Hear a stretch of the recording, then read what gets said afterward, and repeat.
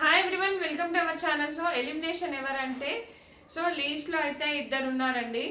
ఒకవేళ తనుజ చేతిలో కనుక ఎలిమినేషన్ ఉంటే, ఎందుకంటే తనకు పవర్ ఉంది కాబట్టి సో ఆ పవర్ ప్రకారం ఎవరైనా వెళ్ళిపోవచ్చు. లాస్ట్లో అయితే ముగ్గురు, అంటే ఇద్దరైతే మరీ డేంజరు.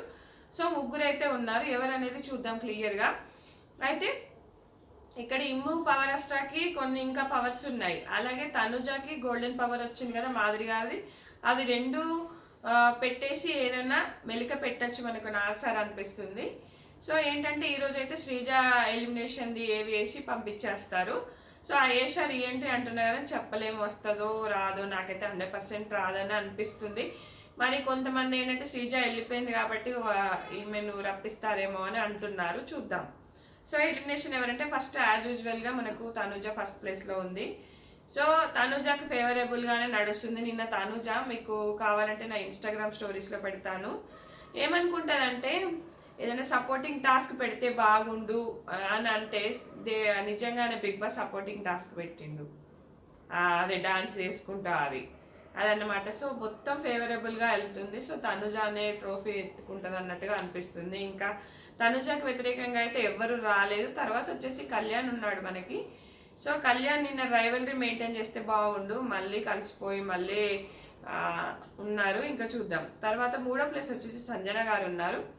సో సంజన గారికి ఇమ్ము ఓటింగ్ పడుతుంది. ఇమాన్యుల్ కనుక ఓటింగ్లోకి వస్తే అప్పుడు సంజన ఓటింగ్ ఏంటనేది తెలుస్తుంది. తర్వాత ఫోర్త్ ప్లేస్ వచ్చేసి రీతు, డీమాన్, వీళ్ళు ఫోర్త్ ఫిఫ్త్ అట్లా అవుతున్నారు. సో రీతు సూపర్గా రేషన్ మేనేజర్గా గెలుచుకుంది. కనీసం ఇప్పటి నుంచి అయినా బాగా ఆడి ముందుకెళ్తే బాగుంటుంది.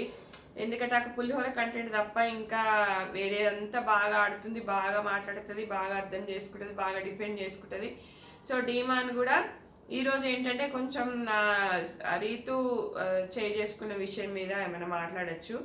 సో అంటే ఎల్లో కార్డు, రెడ్ కార్డు ఏదో ఒకటి ఇప్పిస్తారు. ఎందుకంటే మ్యాన్ హ్యాండ్లింగ్ కిందికి వెళ్ళింది కాబట్టి.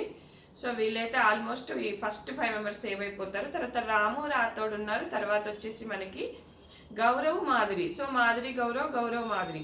ఎందుకంటే మాధురి గారికి చాలా ఓటింగ్ శ్రీకాకుళం సైడ్ నుంచి వాళ్ళ హస్బెండ్ బాగా క్యాంపెయినింగ్ అయితే చేస్తున్నారు.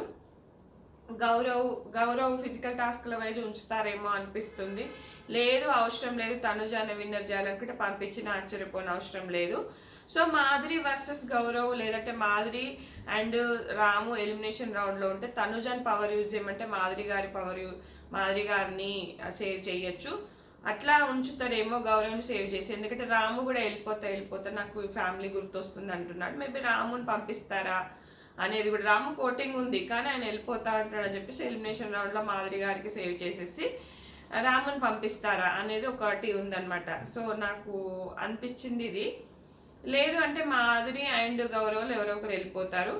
ఎందుకంటే మాధురి కూడా చాలా స్ట్రాటజీస్ ప్లే చేస్తుంది. ఆ ఫుడ్ మీద అలుగుతుంది, మళ్ళీ తనుజతో కలిసి ఉంటుంది, మళ్ళీ నాన్న అంటున్నావు కదా నీకు ఏం చేసిండని అటు ఇటుగా ఉంటుంది. ఎందుకంటే తను చాలా బాగా ఆడుతుంది గేమ్. తనుంటే గొడవలు అవుతాయి కాబట్టి తన నుంచి మేబీ రాముని పంపిస్తారా, లేదంటే గౌరవ్తో అవసరం లేదనుకుంటే గౌరవ్ని పంపించేస్తారా అనేది అనిపిస్తుంది. ఏదైనా జరగచ్చు లాస్ట్ మూమెంట్లో.